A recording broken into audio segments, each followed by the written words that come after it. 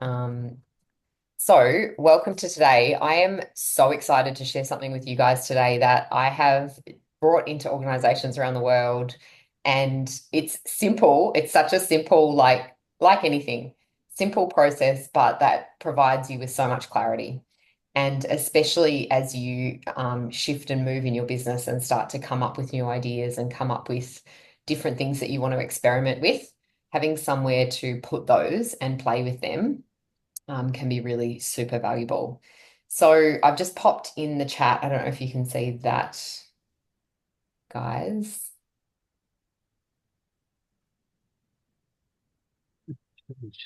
The link. Yes, I've opened the Yep. link. Cool. So I'm going to show you so that's the EvolveX one. Cool. I'm going to show you mine so you can actually see a filled out one today. And just take you through basically. So what I'll get you to do is I'll get you to save a copy of that and put your branding on it, right? So like, put your name on it, kind of make it your own, decorate it in a way that kind of makes sense for you. But what I am going to do is show you how to use my idea management framework. Ooh, so exciting.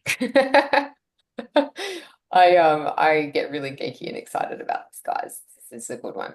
So a lot of businesses used to bring me in to help them come up with more ideas because they actually had a problem. The problem to solve was they were stuck in the status quo, they were stuck in their constant kind of ways of doing things, and they didn't necessarily have a space to come up with ideas.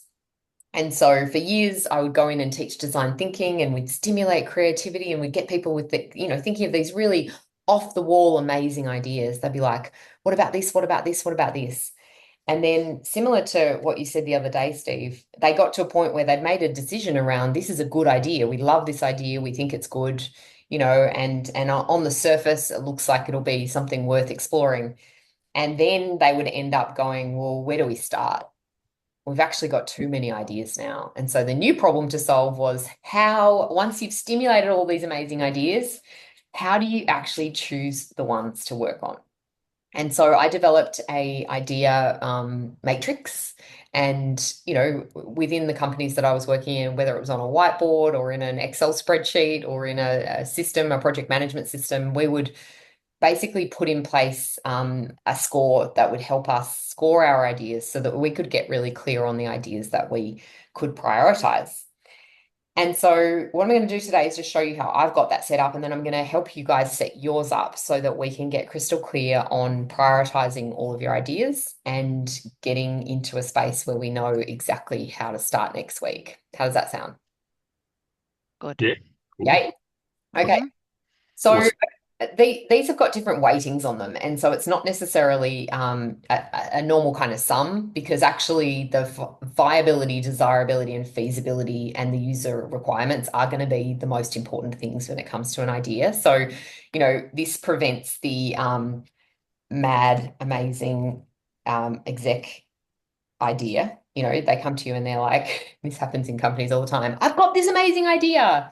My gut feel on this is that it's amazing. I know this idea is worthwhile and it's super exciting. And they haven't done any other research. And actually, when people from the company look at it, they're like, actually, this idea is not that exciting. It's definitely not that worthwhile. Our gut feel on it is not great. And do you know what? When we actually go and do the feasibility, not only does it not meet the user requirements, it also is not viable, desirable, or feasible. And so this gives us a really nice way of being able to very politely tell other people that maybe this mad executive idea is not that great, but we've got some kind of substance behind it. Equally, it helps us challenge our own ideas. So I'm going to give you guys an example of the family retreat that Steve and I were looking at. I'm just going to start at zero so you can see how this sort of plays out. Okay, so I think we were working with a client, super excited about this family festival, this family retreat that we wanted to host. And actually, it felt really exciting for all of us. And we all believed it was super worthwhile, and our gut feel on it was really high. So we were like, this is worth us doing some exploration on. We went out to our community and we asked around 20 people what they thought of the idea, and we got really positive sentiment back. So we actually did some research, some qual, and got some really positive feedback back. So actually, it showed that the idea was super, super desirable. It was like, this is a great idea. Then we went deep into like, how does this work? Like, how would we actually bring this to market? What do our customers need? Well, they've only got limited crossover in terms of like school holidays and actually work holidays, and there seems to be a bit of a traffic jam around that.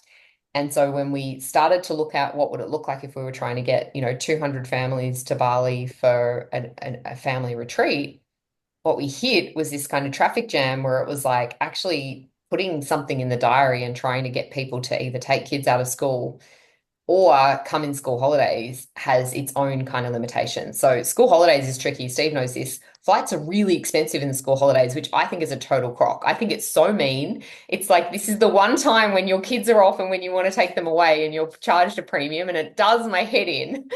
But it's one of those things. So if we were going to face into doing it when it was going to be easy for the kids, it was going to be hard on the parents financially. We were going to be up against premiums at the resorts and, actually not necessarily helping the hotel because they actually already have really good bookings over that particular period of time. So it kind of wasn't then meeting the user requirements because it was actually creating like a bit more of a problem versus like a solution. And so when we looked at the viability of the idea, it was actually starting to kind of wane there.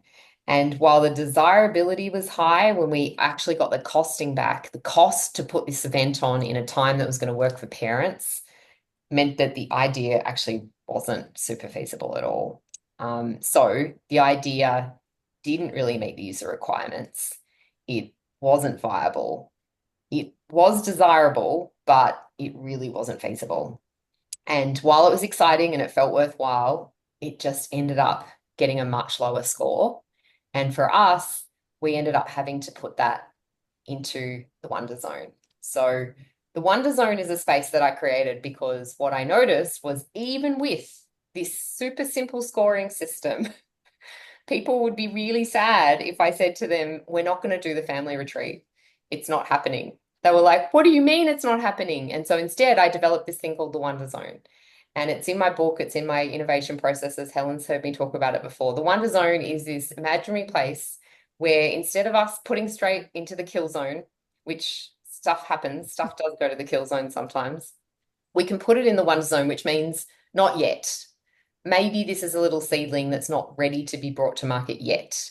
And actually, because the score of the idea, and we just did that one then, right? The family retreat together week. So because the score of the idea was 14, it's going to stick in the Wonder Zone for now. Now, a low score now doesn't mean a low score forever. Let's just see what happens if, for example, something shifts. So let's just say it's 2028 and some sort of revolution has happened in the travel industry, and they've had this breakthrough idea that they actually don't want to penalize families traveling in the school holidays, and they're going to be super supportive. And actually, suddenly, there's all these amazing opportunities, and families are looking to travel together. Let's just see what happens then. So now we see our viability goes up, our requirement goes up, and actually, our feasibility goes up. And before we know it, we've actually got an idea that's ready to come out of the Wonder Zone and be reborn, right? So, like, timing is something to think about with this. Just because something's not feasible, viable, or desirable today doesn't mean that it's a bad idea. It just means maybe it's not ready to be born yet. And so that's why for me, the Wonder Zone is such a precious, precious space, because that's where we can house all of those amazing things that we've tinkered with, but just weren't quite ready yet. So I'll go for another one just to kind of give you an idea. The launching the business retreat. So let's just see what happens there. We're looking at doing a retreat in Fiji. So we look at the business landscape, and we know from our research that business owners are pretty lonely. They actually love going to events for two reasons. They love going because of the connection, the human connection, the opportunity to connect with like-minded people, and they love going for the learning. And so this is a validated idea. So when it comes to meeting the user requirements, we actually already have some really strong research that this is a viable, desirable, and feasible idea. We feel excited about the idea. We know the idea is worthwhile, and our gut feel is that this is the time. So we should do this. We should do this idea. And actually, when we go through, we go, actually, the only thing that we are questioning right now is the pricing to make sure that this is not only a feasible idea from a delivery perspective, but it's also a feasible idea from a product to market perspective. So we'll put that lens on it. Now, feasibility can also be impacted by your delivery capabilities. It can also be then impacted by price. You know, you can have something that, for example, if we go, it's amazing, it's viable, it's desirable, it's exciting, it's worthwhile, we know it's going to be amazing, but suddenly Fiji has like this crazy thing happen where like it's going to cost us, you know, $15,000 per person for 3 nights. It's like boom, boom, you know, that you saw what that just did. It wiped the score all the way down. So we just have that opportunity to sort of play with these numbers and see where that's at. Oh, it's a 35. This is a highly rated idea. This is a good idea. Well, let's actually put that into the delivery zone. So what we do is once we've got a good score and it's hitting those points and we know that it's like got that good energy as well, and I will show you very quickly, there are other ideas, for example, that you go through and actually your gut feel on it is like not great. You see how it went from green to white?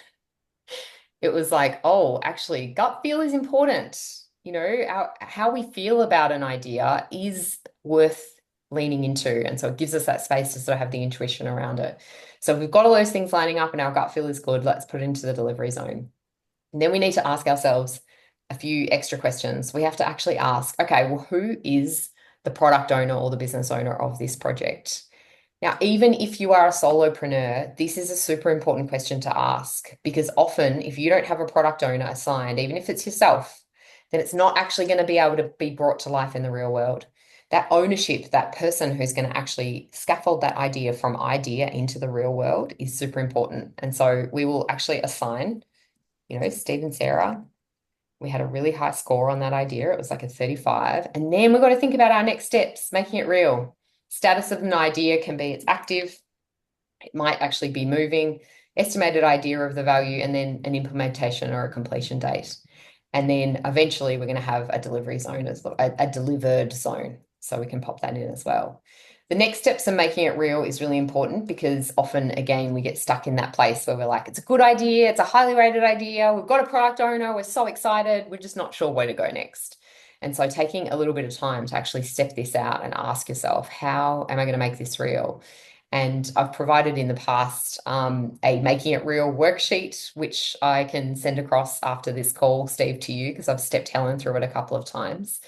And the Making It Real worksheet is actually developed on behavioral science because there's a series of very common blockages that happen when we're trying to take an idea from concept into reality. And of course, most of them are human. And so, with some careful little nudges and questions, we can get really clear on what we need to do by when to make this idea real today. And we can actually identify what those potential blockages or obstacles are so that we can actually figure out what we're going to have to navigate to actually get to that point of delivery. So, taking some time to step out the next steps, figure out what the idea value is going to be, and then create a little bit of a high level kind of date for delivery is where we go with that delivery zone. Now, I did mention the kill zone, and I'd love to see more ideas here than are here because actually, when we stimulate our creativity and we're capable of coming up with lots of ideas, we should be killing ideas as we go because not all ideas are created equal, as we've seen. When you actually go through and you rank and you actually figure out the kind of score of your different ideas, you'll actually recognize that there are better ideas. There are ideas that come up to the top as being the best ideas. And one of the things that I've always been obsessed with, especially when teaching design thinking, is not just looking for good ideas and not just looking for the first idea, but looking for the best idea. And sometimes we can be pursuing something that is a good idea. And it's worth us looking at a score and going, well, what would take it to an even higher score? Now, 35 is the highest, by the way. So that's going to be a very, very good score. But if you've got, for example, with the family retreat, and we said that it wasn't feasible and that it wasn't viable at the time, and we were still working on it, we could actually work on these two things. Right. What's making it not viable? What's actually making it not feasible? How do we focus on these particular things? Because these little cons, that they're just blockages, right? And actually anything is possible. And so taking some time to understand that. For example, with this, actually I'll go to the MVP one because it's quite fun. Our MVP parenting course, I absolutely love it. I love it. I think it's worthwhile. It's exciting. It's feasible. It was super easy to create, but no one really wanted it. And so actually, like that happens. You can put things out there and like crickets. So if you go, it's not really meeting the user requirements, you ask yourself why. And we are like, it's just because nothing exists like this in the market yet. So that's an interesting one to kind of look at. And if the idea is not desirable, we ask why. And again, it's because parents actually right now don't spend money on family development. We've had that validated now. Now, just because they don't doesn't mean they will never. And so, actually, an action that you could take, which would be a different project, would be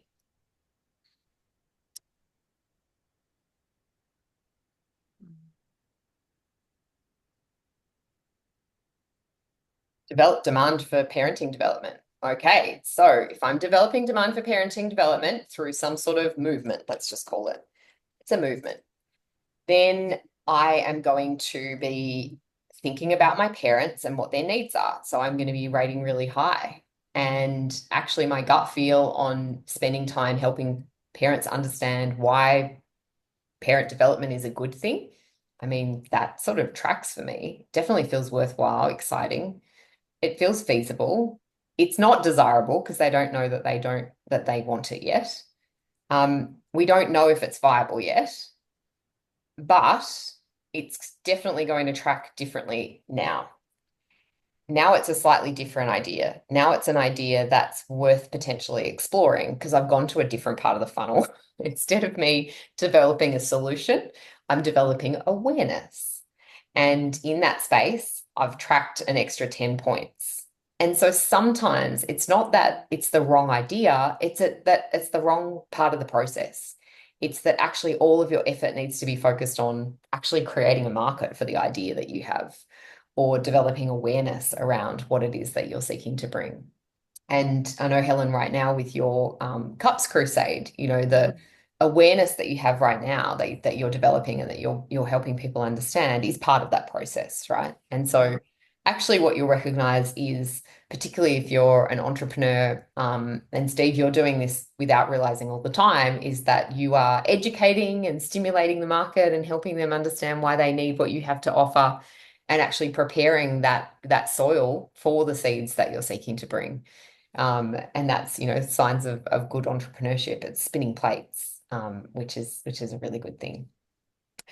Okay, so I haven't drawn breath, but I've also taken you through my process, my end-to-end, how to, take an idea factory and actually track them, but really think about what are these, which ones are good, which ones need to move to the wonder zone versus which ones are not ready yet. Which ones are the next big thing? Which ones need more research? Which ones don't have enough resources? Which ones are waiting for some spark? And then which ones are we really going to focus on? So which ones are getting those high scores and helping us realize that these ones are the ones that I need to get into my delivery pipeline and actually really get focused on so that I can then start tracking them. And once I've got an idea in the delivery zone, I'll then move that into our Notion board. And for me, Notion is where I track our projects. I have project plans. I have, the bigger picture, the budget, the timeline, the what needs to be done by who and by when, the makings of like just good project management, scope, cost, dream, desires, timelines, those sorts of things. So this isn't designed to replace good project management. It's designed to sort of be pre-project. This is when we're in that space of like, interrogating the ideas and understanding what they're all about. So are you guys ready to put this into practice and to give it a go? And if so, one thing that can be helpful, I don't know if you've already got it, but if you've got your product catalog. I think Steve, you know you've got your product catalog, you've got your key kind of core areas. So you can pop them into the idea pipeline first. So you start with the name of the product. So it can be an idea or idea name or product, and then the idea type, and then the user group. And then what we're going to do is I'm going to get you guys to actually share your screen and talk us through a real example so that we can actually see that in real time. Okay, great. So, can you hear me? Yep, can hear you. Great. So I don't see the link in the It might be chat. because you joined after I shared it, so I'll just pop it Yeah, in now. Hold on. thanks. Hi, Steve. Right. Other Steve. Hello, Helen. Hello, Steve. I know where I'd want to be sitting in the business class bar of Emirates right now. I can see the wallpaper. You can be there now too. The cafe is not bad, but it's I'd rather be drinking Bollinger up front. But Oh, yeah, I was yeah, trying to figure out, oh, you've got the mirror behind you because I was like, which way are you sitting? I know you're in the Hampton Bakery. Okay, so I've just popped that there. Steve, have you been able to access that link? Yep. I made a copy of it. Yep. Awesome. So same again. Helen, make a copy. Oh, make a copy. Yeah, make a copy. Okay. And Steve, do you want to share your screen and we can walk through a real example? Cool. Yeah, I've got one in mind, Cool. which I've sort of thought through already, but good for this example. Yes, good. Okay, let's see. Oh yeah. So podcast. Yes. So had this idea for a podcast. So it's been mentioned many times. I even went so far as actually got lucky to create some artwork for the podcast because I sort of like to sort of see it in visual. And I sort of had a talk to Ivana to talk about whether we can do the podcast together versus me alone. And we sort of agreed, yes, we'll do it. But no, we never got off the ground. So, but this is a good example of it because I think ultimately I decided it won't work for me. So if I go through this one, no, the idea meets user requirements.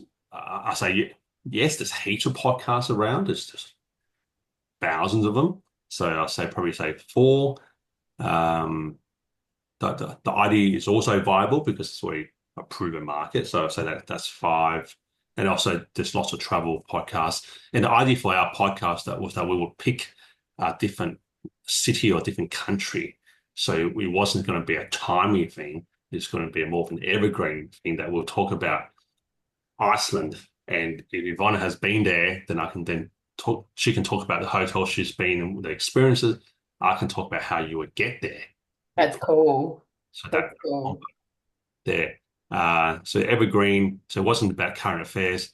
The idea is desirable. You know, I like the idea of having a podcast, but I think that's where it comes unstuck because I like the idea of having one, but the idea of doing one is two separate things. Yeah, good. So put it on that Having one, side. so Yeah. it's sort of like it's desirable, but the feasibility, I think, is sort of not feasible because when I think about sort of my day, my week, and my month, it was already very busy already, and then have this thing in the back of my mind as I gotta get this thing, keep going, keep grinding. You got to grind it out. You sort of can't just do one and then 2 months later do another one.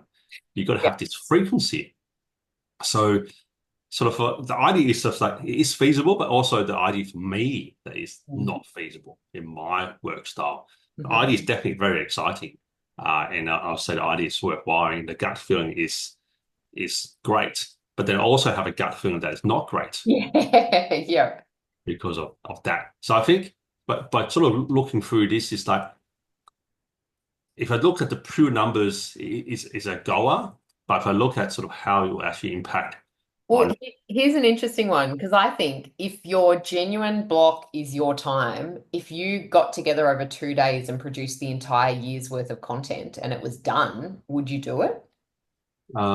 yeah, I think it's one of these ideas where you would put in the wonder zone because it just has to have a time and a place for it to become alive in resourcing.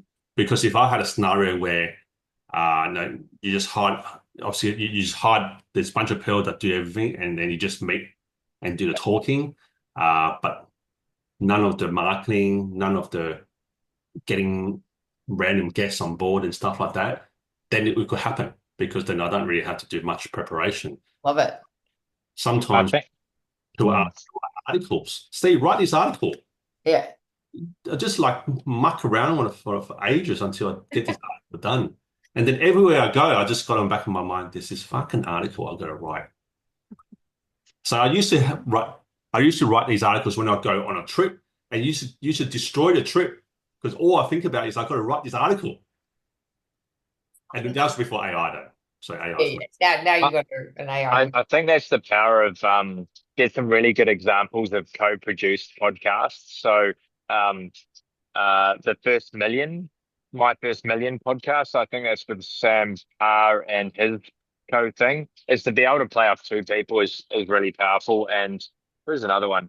But yeah, being able to block things in to go, here we go, 2 days, and we're going to shoot 6 episodes, and you might release episodes every 2 weeks, or you might just release them once a month. But that's 6 months taken care of. I think that Yeah. is really powerful, and you enable and empower the co-producer um, to be able to do more of the Quick, work in regards to try an solidifying those idea. guests. This is Yeah. literally just live coming to me, but like imagine for a second flight school and it's you two, Steve and Steve. And do you want to run this through? Try a second idea. Yep, yep. So instead of it being a podcast, it's a Zoom cast, but it's turned into a Yeah, podcast. yeah. So it's recorded on Zoom, turned into podcast. Well, Terry, you'll remember during COVID, so I'll share this, and I want to make sure we give Helen some time here to go through it as well. I was lonely in New Zealand, as in like in the middle of a small country bumpkin town that I'd go for walks every day. But my way for human connection was I'm going to reach out to all the great people that have been mentors and helped me out through life, and then I'll record them and I'll send it to Fiverr, and I spent $10 per episode to put a thumbnail on YouTube. I'll send you the link. Yeah, I'm And I had recording it now. I had 32 Zoom calls over that, I don't know, 3 to 6 months, that I could have easily just put podcast, and I would have had 32 episodes of amazing conversations with really interesting people. And I think that was my shift, because I'm like, oh, podcast production, this, that, everything else. And I'm like, as literally, and I think Adam from Luxury Escapes, that was the other example, Contrarians. I think they do a really good role because there's two of them playing off, and it's like there's not such a heavy lift on shoulders. But I definitely think, like, yeah, a Zoomcast and suppliers potentially having conversations with a Quark who you met, like Travis, who's been to 16 polar expeditions, and then they sponsor that episode. I truly think Yeah, there's a definitely. huge opportunity. Yeah. Yeah, yeah. Because then if there's money tied to it, it's like, okay, if I'm doing 10 episodes and we're getting 2.5 grand, then it's worth time and effort, because it's like a strategy call. So yeah, this is my evolved conversations when I was lonely in New Zealand, and literally that could be turned into a pretty epic podcast. So feel free to go listen to them. Uh, Yeah. and that was just, yeah. And I think the interesting thing about that, like, is just sharing a different way of doing things, right? So sometimes we can feel stuck because it's like, oh, that, exactly as you said, you like the idea of it, you just don't want to do the work. And it's like, well, what if it didn't feel like work, is the question to ask to get kind of unstuck. And yeah, I just love these. They're really amazing speakers as well. So I'll share that in our community today. But yeah, just one of those things that can help you kind of shift if you are feeling a little bit stuck. Yeah, and I think the idea is rather than having this one continuous thing, you can basically just slice and dice it and just put the highlights together, and Totally. that's shared. So therefore, you don't end up having these bits where it's just so boring that you wouldn't even want to listen to it yourself. I think that's really good. Well, Cool. Helen, do you want to try one of your ideas? Sure. Yeah. Thanks, Steve. Oh, my screen disappeared. Hang on a minute. Okay, so share.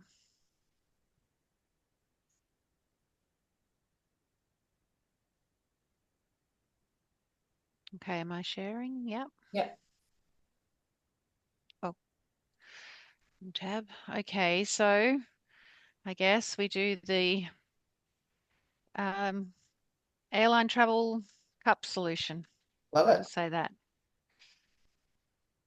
All right. Does the idea meet users' requirements? And I guess the answer there is they're probably not aware that this is a major issue. So I have to go low, right? Mhm. I have to go say 2. Yeah. The idea is viable. I think it is. So I'll go 4. It's desirable to me. Yeah. Can I give it a high score for that? And then you test it, right? Yeah, that's right. Is it feasible? It absolutely is. Is it exciting? I'm excited. I think it's worthwhile, and my gut feels yes. Yay. Do it. The idea does not meet, so should I have kept that at 0 or do No, I? just do like sometimes it'll be like a 5 and a 5. Like it can be both. Yeah, Right? And I okay, all right. think that's important because like ideas Mm, can have hold those tensions, those energies. So yeah. yeah, okay, sure. The idea is not viable. I think it is. The idea is not desirable. I think it is. Cool. Yeah. Good. You got a 26. Yeah, I feel yeah, that feels right to me. It is, and the beauty is you're testing the user requirements. That's the actual stage of the project that you're in because you're actually Yeah. working with product developers to see if you can actually create a feasible, viable, desirable solution that will meet the user requirements. So, like, it's so nice because it just gives you that validation that you're at the right Mm, point in your project as well. yeah. Yeah, Yeah. that's good. And can I be Yeah. greedy and go, because last week I said that by the end of February I would record online writing courses. Yes. I can help you, Steve, with the article writing. Oh, yeah, she can. Um, and I love that. I love when the community delivers. if it makes you feel sick, I love writing them. Um, um, I had an experience where I put Monday aside to create online writing courses. I had 3 that I was going to record, like short, sharp, shiny, get them done. Yeah. I sat down to do it and I just went, I don't want to do this. Yeah. It's an awful idea. Not exciting. Go. I'm not excited by it Yeah. at all. I don't reckon it's worthwhile. Nobody's going to buy Yep. it. And yeah, my gut feel was just like, why have I even got this on my list? I am avoiding doing the stuff Yeah. that I want to do. But is that just avoiding? Because the reason why it's on the list was there must have been five. Might be. Well, this is where she needs to check on the other side because she's just gone straight to the negatives, which is what we do sometimes with our best ideas. We can, interrogate them and Mm, that mindset around our ideas is also really important in exploring. So mm. actually, So, you can create something that will meet people's requirements. So I need you to give that a 5. okay, And 5. we know that courses online sell, so Yes. it's viable. All right. In Is it terms of, 4 or 5? I don't know. no, give it a 4. 5. Yeah, Give it it's a fine. 5. Yeah, yeah, Okay. give All it a right. 5. In terms of desirability, like Steve just told you in this call, he has literally lost holidays over writing articles. If he could do an online course that made him feel confident and get it done, I mean, it's probably something that he would have done in the past. Now he's got AI, which is helpful. So I think Yeah. exploring AI as an Yeah. experienced writer and creating your own prompts could be really interesting. And there's definitely high Ah, desirability there. So I okay. wonder if yeah, and the feasibility, Would you do a course on how to write an article, Steve? Uh, because of AI now, I wouldn't. but But You if wouldn't. but if you saw from an experienced writer, um, get my cheap prompts for creating, a- Ah, amazing Yeah, writing. I definitely think like there's a space of like if Helen's brain could be in a chat GPT in regards to all her mm, knowledge, that becomes something very easy and scalable. Like, man, I'm just seeing so many tools coming out from very smart people that are going, I can't scale my brain or my human growth, so I'm chucking it into a GPT or a service, and then I'm happy to pay $29 a month for Helen's brain to be able to take her 20, 30, 40 years worth of experience into, because I don't actually know what to prompt to get that best output. So I definitely think The other part of it there's a is, huge play. the funnel's changing. So, yes, people can use GPT and they can get it to a point, but actually they still want that assurance and that trust that it's good. How do you know Mm, what good looks like? How do we know, that the output is good quality? Now, I've been sent some stuff recently from someone who had used a GPT to create it. And I was like, what about the thinking here? What about the thinking here? What about the thinking here?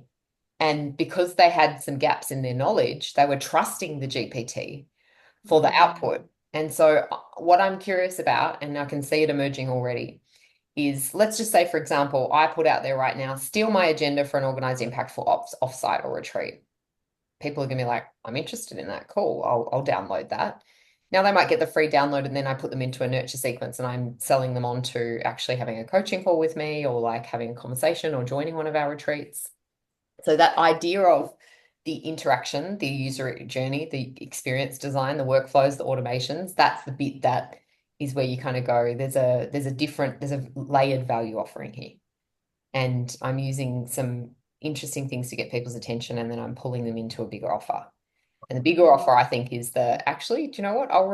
Let me review your work and give you any pointers on how you could make this potentially better. I think the mm, combo of if it's just an online writing course itself, I don't mm, think but combined with ChatGPT, so therefore you're using the tools that people would say me, I would turn to anyway, but you mm, make that super awesome, then mm, for sure, because then you're using the best craft of both into one, and mm, then yeah, then you'll pay, and you can yeah, actually you can create like what Evolve does. You create your own little GPT thing, and that could be mm, yours.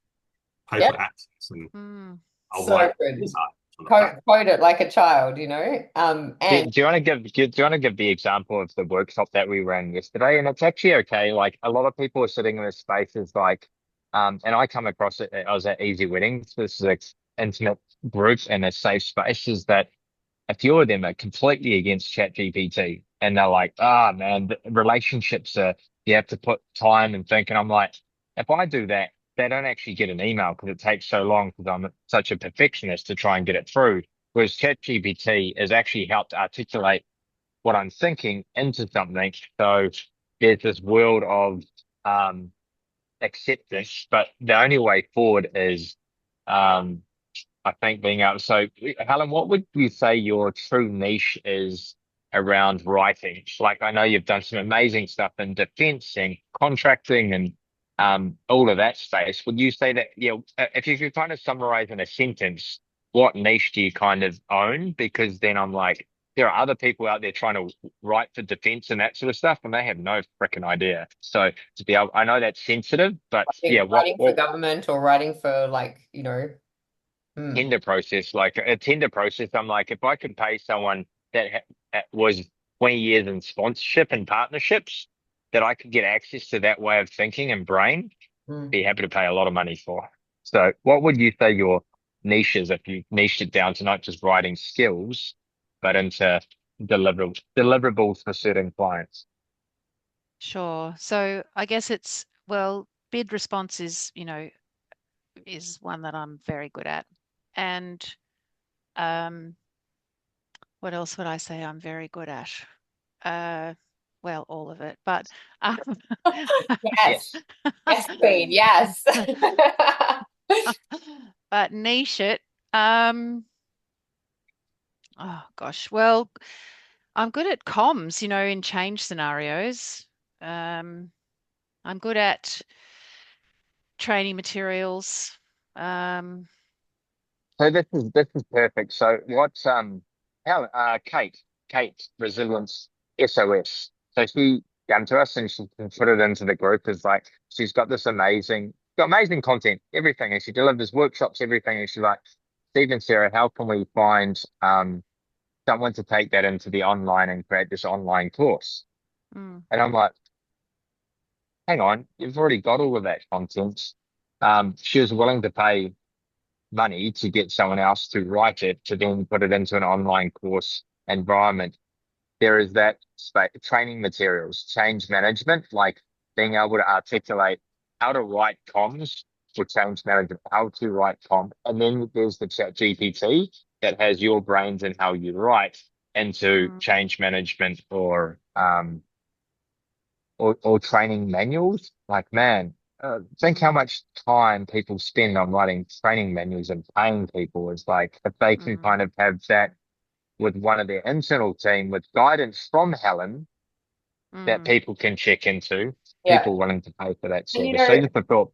another really, really super useful thing to add to your EvolveX idea platform is, who your customer is, but what pain points they're experiencing. Yeah. Because if you know you're addressing a pain point, okay, then you're like, Mm, oh, actually, my ideal customer, you've got two. You kind of got people who are traveling. So that mm, could be a really interesting one. You could just go with people who are traveling. Um, mm, and then, mm. people who are traveling who are writing on planes could be a really fun niche for you. Yeah. Yeah. You could really get into like actually cultivating a really bespoke niche. I'm a big Mm, fan. It's my absolute. I can't do it. I wish I could. I'm no good at it. But the people who are really, really successful at mm, getting their niche and nailing it, like Steve, you've nailed your niche. You're all over it. We're always very mm, inspired by that. mm. Bring out like what are the Okay. problems, what are the experiences that are they having, and then what are those little solutions that you can give them that are like, oh, cool, yes, that's something that I can just grab and try and get into. And the key is you're building your brand. You're going Mm, into a market and saying, hi, I'm Helen, and mm, I have some skills that I can offer you guys, and I can give you guys some value in mm, particular areas. So yeah, I mm. think your brain in a GPT to help mentor and coach people through writing. That's what Steve said. Great. Yeah. So Okay. thinking Mm, about that. Now, I can run a skill pill on creating your own GPT. It's simpler than you imagine, yeah, and that's good. we can do Because it that. sounds scary to me, but Not scary. It's the same as briefing in a designer to do a piece of work or working with a developer. Like you're there mm, providing the mm, guardrails and the requirements and the outcomes and the inputs and the examples of what good looks like, and then it's mm. really powerful and amazing. So we can do that on another session. But Okay. so hopefully today this has given you guys just a new way of thinking about your ideas and a Mm, new way of interrogating them and even potentially revitalizing them and giving them a new lease on life if they are just potentially um, actually a good idea, but that you've fallen out of love with because it's maybe, for example, courses are losing energy at the moment because of the mm, rise of AI and because people are so capable of getting information and input and insight really quickly. But the trend is actually these GPT prompts and GPTs are people's go-to right now. mm, If you frame it really quickly and kind of go, that does that give you energy?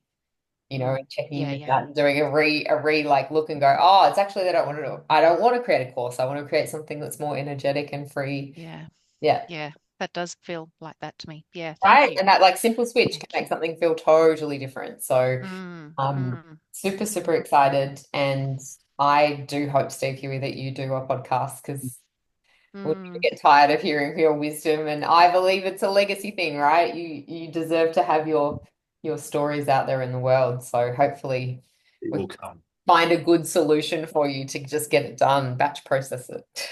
Yeah, sure. Thanks, guys. Okay, thanks, Sarah. Now, Sarah, are we still able to do our little one-on-one now that we agreed to We do? need to do that. Let's do it. Yeah. I'm just going to stop recording. Bye. Bye.